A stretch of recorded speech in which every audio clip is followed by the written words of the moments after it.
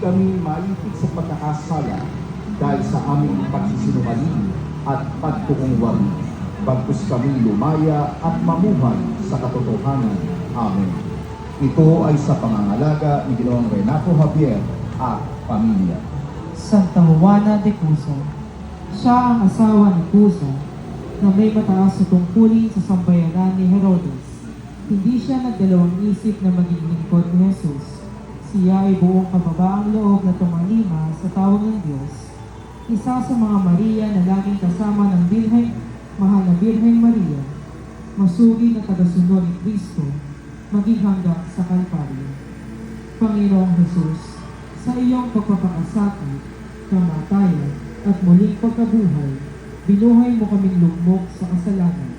Tulungan mo lagi kaming manalangin upang makita ang liwanag at humingi ng tawad upang kadiliman ng puso'y muling malinis.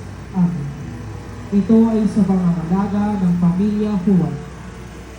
Santa Maria, Ina ni San Juan Marcos. Ang mga kababaihan ng Israel noong panahon ng ating Panginoon sa Kristo ay tinuturing na mas mababa kaysa sa mga lalaki. Kaya't sila ay walang tinig sa lipunan at tanging gampanin nila ay sa loob ng tahanan.